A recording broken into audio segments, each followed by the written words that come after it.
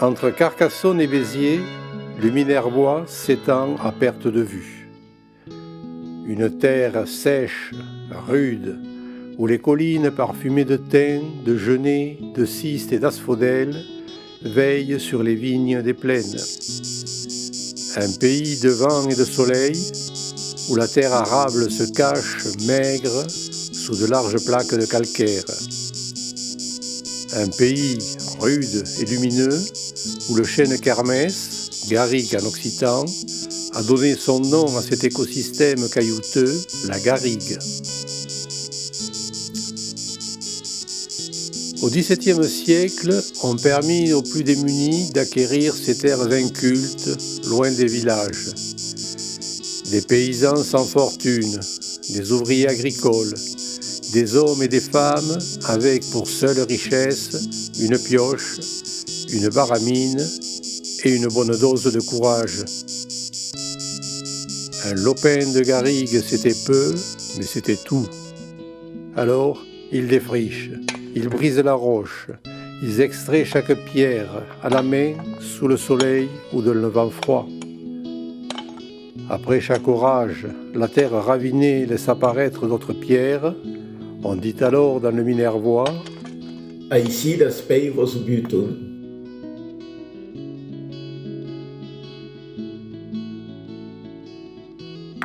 D'abord, ces pierres sont entassées en monticules, les clapiers ou clapas en occitan. Puis elles deviennent murets, murs de soutènement, terrasses, chemins pavés.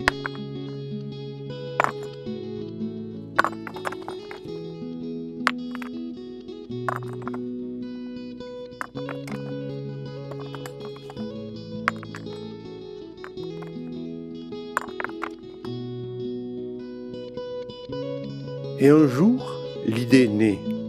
Construire un abri, un toit contre l'averse, une ombre dans la fournaise, un refuge contre le vent et un lieu sûr pour les outils.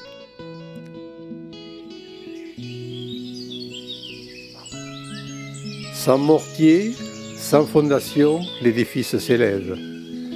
Pierre sur pierre, chaque assise posée avec soin, chevauchant 2 blocs de la rangée inférieure. Puis, rang après rang, on décale légèrement vers l'intérieur. L'encorbellement se forme et peu à peu naît une voûte parfaite, sans charpente, sans clous, sans plan.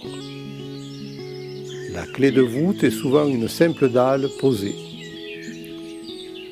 L'entrée, tournée vers le sud, est protégée par un linteau, souvent allégé par un arc de décharge, 2 lauses formant un triangle.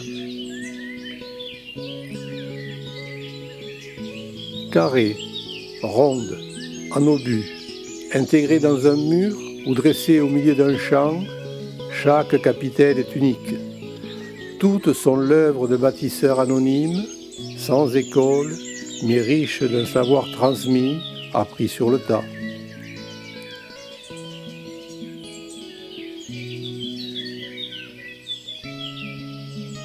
Pendant 3 siècles, elles protègent les cultivateurs du soleil et de la pluie. Elles servent d'abri aux bergers et aux chasseurs, parfois aux braconniers, aux vagabonds, aux mendiants. Et même, dit-on, à des rendez-vous plus secrets. En temps de guerre, certaines deviennent caches et postes d'observation pour les maquisards. Puis vint le phylloxéra. Les vignes meurent. L'exode rural vide les campagnes. Les terres pauvres sont abandonnées. La garrigue reprend ses droits. Les capitelles disparaissent sous les broussailles, ensevelies dans l'oubli.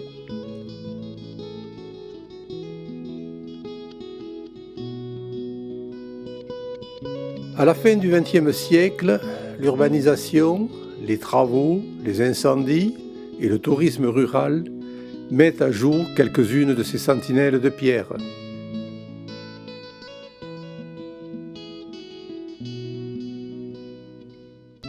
Des associations de villages, guidées par des passionnés, entreprennent de les restaurer.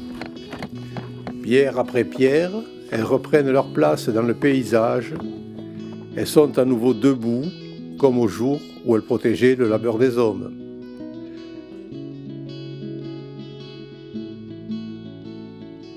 Aujourd'hui, elles veillent sur la garrigue, silencieuses mais fières.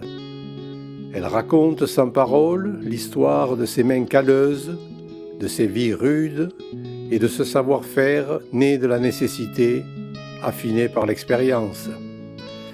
Les capitelles sont la mémoire minérale du Minervois, et tant qu'elles resteront debout, elles continueront de témoigner du courage et de l'ingéniosité des bâtisseurs de pierres sèches.